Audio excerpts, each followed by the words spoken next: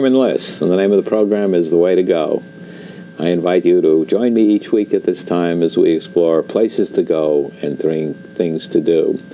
The subject of today's program is the Westchester Craft Show, which will be at the Westchester County Center from September 22nd to 24th. And to provide us with an interesting insight into what crafts are and one particular type of crafts, we're going to talk today about glass blowing and show you some wonderful, wonderful things, because my guest today is Kurt Swanson, who is a artist, a glass blower, and you've brought along some wonderful, wonderful things. So let's get right down to it. I must say that I've never interviewed a glass blower before. Does it take a lot of wind to be a glass blower? Well, no. Surprisingly, it's a very delicate material, and when it's in its very hot stage, it takes a very light, delicate touch to inflate the glass. Is it a constant? You're working through a pipe with molten glass? Yes, you work through a long blow pipe, about 5 feet long, and the glass is anywhere from 2,200 degrees on down. And depending on the stage of the piece, you need different styles of air, longer in that style. Has glass-blown art been in existence for a long time? Is it a new concept? Well, glass goes back to the early ages. I mean, they found it way back in the Greeks and Roman ages. But in this country, it's fairly new. It's been in the past 20 years, I think, that the glass art movement has really taken off and become what it is. How does one learn to be a glass blower?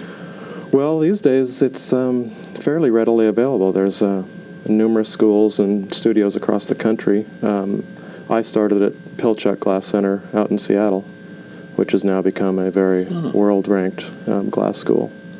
And your wife is with you at your company. You have an interesting name of your company, Pinkwater. Mm-hmm. And you and your wife are both glass blowers. Yes, we met in graduate school, and shortly after graduation, we started the business about 12 years ago. Where do you sell? I mean, obviously, aside from craft shows like this one, which is an exhibit, right, yes. and a sales opportunity, where else do you sell? We sell all over the country. We do a few trade shows a year where galleries and stores will come to our exhibit and place orders with us, which we then go back to our studio, produce, and mail out. So really, it's all across the country and in places in Europe. Catalogs, I assume you do? Yes, we have a catalog mailer, and we also do a lot of commission work. Do you have stock items that you produce in quantity, or are there unique items, one of a kind? We do both. I mean, we do have a standard stock of items that is changing a lot for the most part. We do come out with new items every year, but for the trade shows, I mean, people like to see that you can repeat what they're ordering, so you do repetitive items. So, but each one is individually made. Yes. They're not made from a mold, and they're not produced. How else would you produce it if not individually? I don't know the answer to that. These are all very distinctive. They're all each done one at a time, and we don't use any molds. It's all freehand blown, and they're very unique for that. Where does it start? I mean, where does an idea start, and then how does it evolve? And we're going to show a lot of them, but I want to get this background in because it's so unusual to me. It's something I know nothing about. Well, with Lisa and I, we really study design of all eras, and we just find things interesting in certain forms and shapes. And one of us will have an idea, we'll do a drawing, and we'll pass it back and forth through weeks or months until we can each embellish on it, until we come up with something that we feel is, fairly resolved. And then we'll begin to make an attempt to make it. So it starts with an idea, and then a drawing in color, I assume? Well, a lot of the drawings are just done in pencil. And then once the idea is resolved, we will then take it to full scale and color it, and make sure that the proportions are right, and we feel the coloration's going to work. And then each one is made individually. Very labor-intensive. Yeah, well, it takes a while to even figure out how to make a piece. So we spend a few days or a week just trying to figure out the process that it'll take to get the piece made. Engineering, so to speak? Yeah, engineering, and just glass is difficult in the fact that you can't touch it with your hands, so you have to figure out ways to make it move the way you want it to move in order to achieve the form that you're after. So it takes a few attempts to really get to the... You were telling me earlier that some of the pieces are so complicated that it takes several people working together in order to do that. How does that work? Well, all our pieces that are assembled, in other words, if there are more than one bubble or something like that, or handles, they all have to be put together at a certain temperature. So I usually handle the main part of it, and then our assistant will be making the foot, and Lisa will be handling the stem or whatever addition we need to put on. And they'll all go together hot at a specific moment in the piece. Are all parts of it, the stem, the handle, are they all blown? Is everything blown? No, anything like a handle or a stem, at least of the pieces that we have here, are solid. And just the body and the foot of the work are blown. It's incredible. I have seen it done. I've seen it on a very large scale up at Corning, and I've seen some crafts people, but it's very hot, isn't it? Yes, it can be very hot, especially this time of year.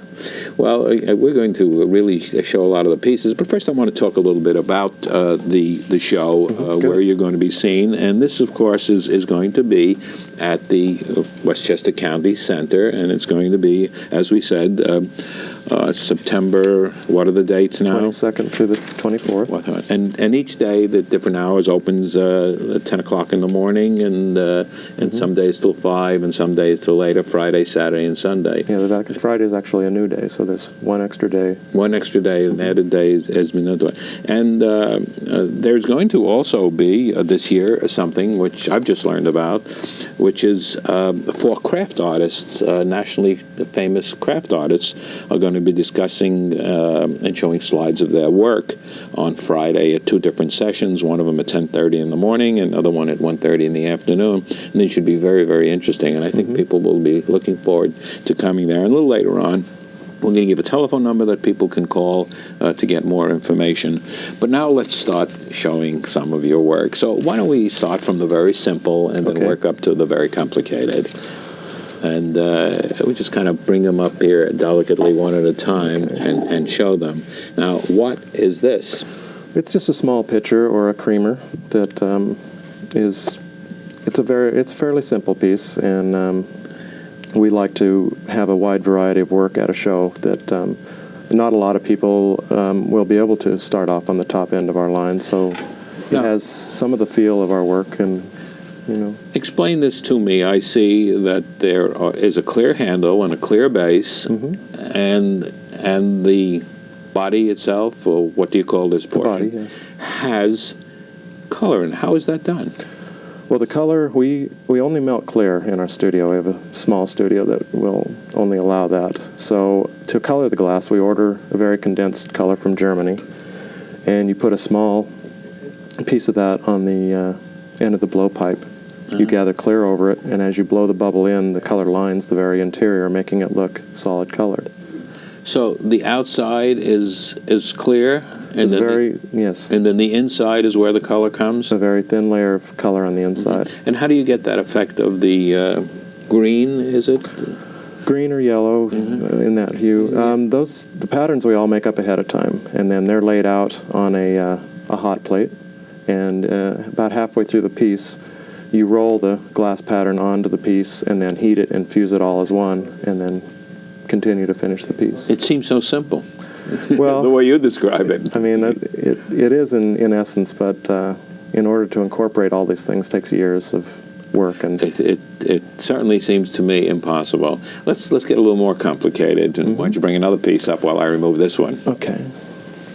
Here's a perfume bottle that is using a very traditional Italian technique called latticino, and we've done our little flair on it, and now we call it pinkicino because the colors and the style of the lace that's incorporated in this pattern is very much pink water. I don't quite understand. Now, there's a stopper, isn't that correct? The stopper is here.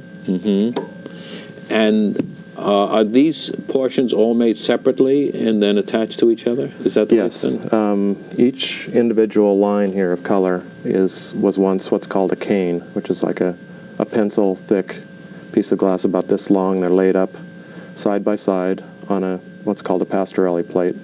You roll it up on a collar, close the end, and then you have your bubble, which you proceed to make the piece with. And this is blown. Yes, it's all blown. You know, that explanation is absolutely great, but I don't understand a word of it. It seems that the technique is very complicated. Yes, glass is very difficult to describe technically the process. It's much easier if you can be in the studio watching someone work and they can describe it as they go. It's a very unique process in the fact of how things go together, and it's difficult to comprehend just by talking about it. Are there new techniques being developed all the time?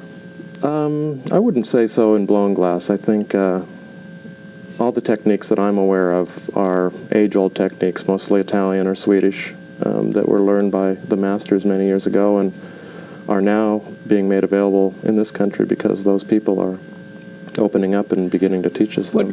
What brought you started as doing ceramics? I was a potter for years. And your wife has got a background as an artist. Parents are artists. Yes. And so, what brought both of you from your backgrounds to blown glass? Well, I think for me it was just the fascination of the material. It's very magical. It is fairly immediate in the results that you obtain, and Lisa's probably the same way. I think that we were just enthralled by the magicness of the medium. We'll talk about magic. Let's bring some more magic up. Why don't you bring another one up, and I'll move this one away. Here we have a reversible goblet. It's got two different size bowls depending on your preference, so it can be used like this or like this. And this is getting to be more complicated because you have pattern top and bottom and two blown parts that are joined by this stem in the middle. And it's all assembled hot, and it's a very unique piece. When you say it's unique, the design, the style, the two goblets is unique. The use of the color, I see you using the same circles that we saw in the earlier piece in here.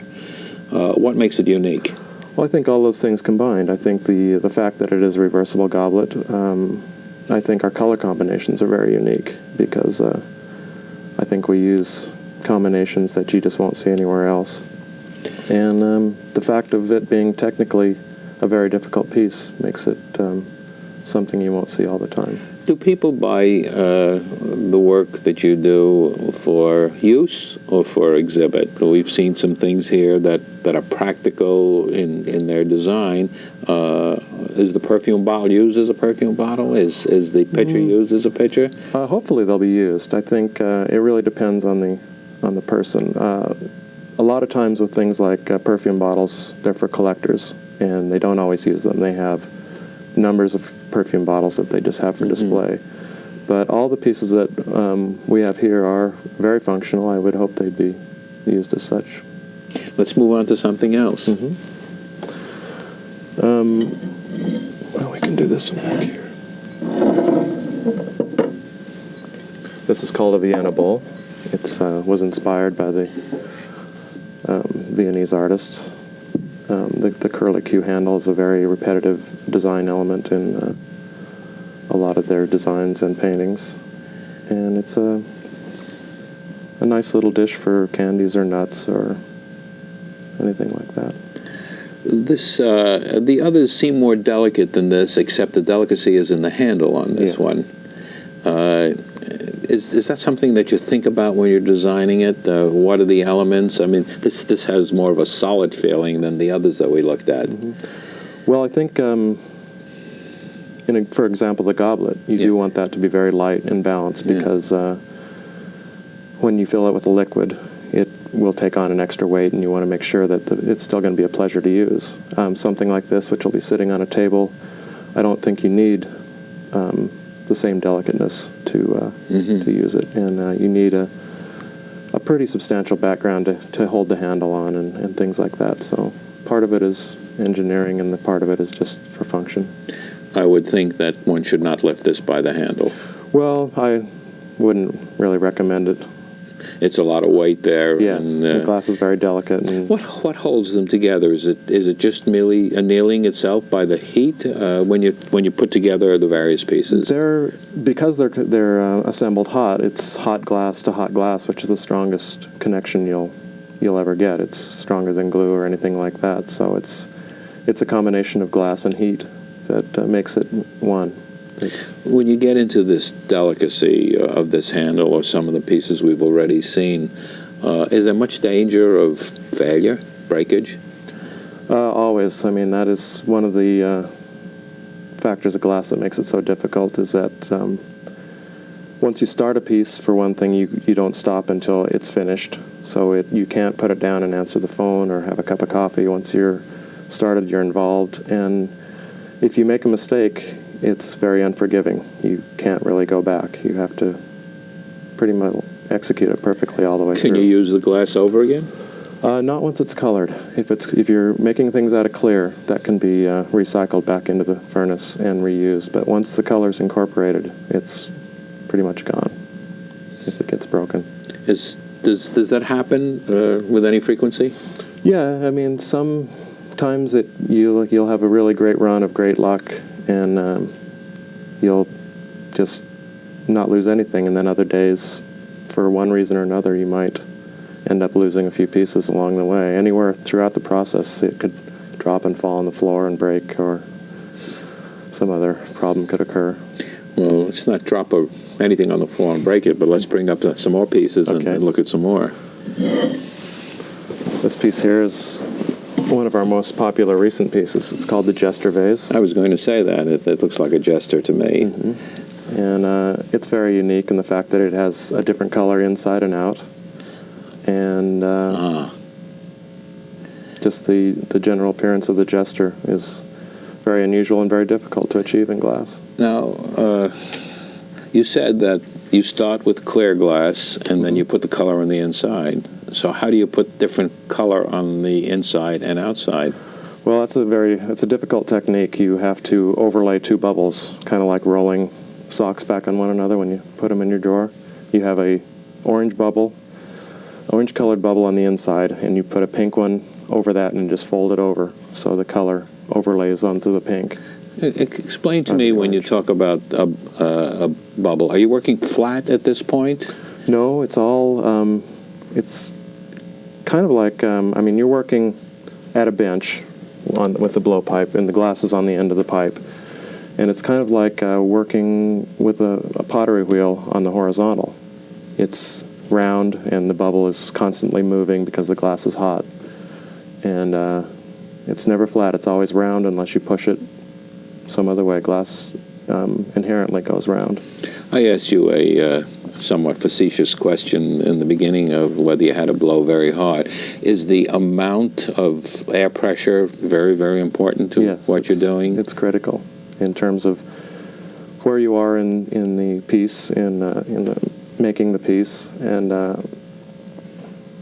sometimes you'll just need just a tiniest little puff to bring it back to round, and other times you'll want to blow harder and a little longer to make sure that you inflate the bubble more completely. Now you're shaping as you go along by and measuring with calipers, I assume, too? For a lot of the work, like the goblets and things like that, when you're making sets, you use calipers to get it as close to. Is it always a 2 or 3 person job? Mm-hmm. Yeah, glasses. There's a few people who can work alone, but it's very restrictive. You open up a lot of avenues when you can have more people helping. Let's go on now. We're getting bigger and bigger and bigger here, and this is the largest piece that you brought. Yeah, this is called the Dots and Curves. It's a Dots and Curves, and I can see why it's called Dots and Curves. Not like the automobile Datsun, by the way. Dots and Curves. What is this? It's a vase? It's a large vase for large bouquets. It works very beautifully to hold a large quantity of flowers. You seem to use dots and circles a lot. Is that a style of yours? Yeah, I think so. I think we do a lot of different color combinations with the patterning, and dots and what we call Cheerios are something we use a lot. Yeah. For a good reason. Mm-hmm. Is everything precisely planned? For instance, at the bottom, I see that the shapes of the yellow are elongated. Is that exactly the way you want it to be, or is it? That's a result of process. As the piece is getting closer to being finished, toward the end, gravity is drawing the form out, and the pattern tends to follow that, so it gets pulled a little bit at the bottom of the piece. And now, when you go to a show, and I'm going to just take this off here. Sure. As a matter of fact, you might take it and put it on your side. There isn't much room left here. When you go to a show, you try to show as many different varieties as you possibly can. To a certain extent, I think if you get really carried away, it tends to confuse people because they really can't. They see too much. So you want to create a very cohesive display in terms of being able to see all these products come in different color combinations, so you want to have a nice display of each product in all the color combinations it's available in. At the Westchester Craft Show, I think as in other shows, one of the most important things is that the public gets to meet the craftspeople. Mm-hmm. Yeah. And it's not like some production line material. The people are exhibiting other people who have made whatever it is they're showing. Yes. Mm-hmm. Do you gain anything from that? Yeah, I do. I enjoy interacting with the people because on one hand, you're there to hopefully educate them a little bit and help them begin to understand what is involved with the process of whatever medium you're working in. And I think they benefit from it also. Do you get ideas from the public? Do people tell? Sometimes. Do they? Mm-hmm. Do you get a feel of what people are looking for? I suppose you get a reaction to what you're showing. Yeah, you can. It's not real common, I think, but a lot of people really want to become involved in what they're interested in, and they'll make a lot of suggestions, some good, some not so good, but yeah, we do get a good amount of feedback in that respect. I notice that your pieces have a very heavy emphasis on color and form. Yes. Colorful pieces are more desirable? No, not necessarily. I think when we started the business, colored glass was not very prevalent at all. I think we've really brought it to the forefront. I think we've been doing this since the onset of Pinkwater, and now it's very common to see highly colored glass work by a number of different studios. So I think we've had a strong influence in the craft world in that way. There's a lot of people working traditionally that work much more with transparent colors or clear, and there's people that are very interested in that also.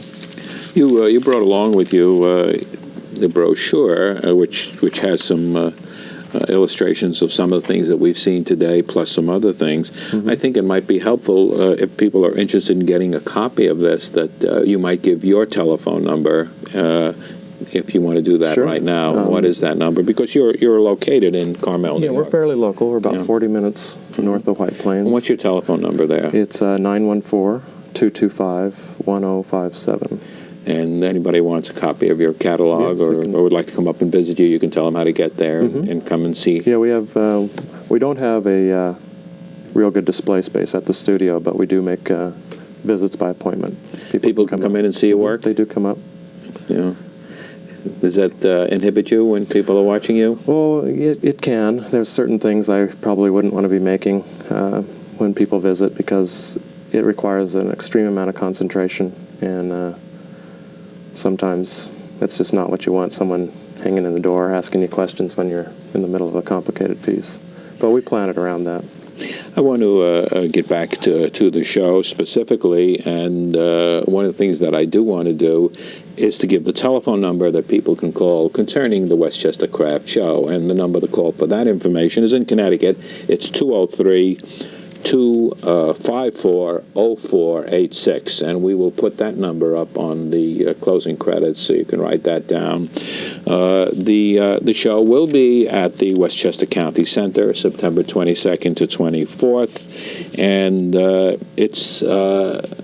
I certainly know I was there last year. It's a very, very interesting, a lovely show with very, very interesting things to see. Just get back to you and your presence there. Is it difficult? I mean, would you rather be back there working? Yeah, I think I prefer to work. I like the aspect of creating more than the selling, I would say. But on the other hand, it's nice to take a break and get out and find out what people are interested in and talk to people. And when it's really hot, you just like to get away from the ovens. And I thank you very, very much, for coming. It's really been enlightening for me to visit with you. And we've been talking today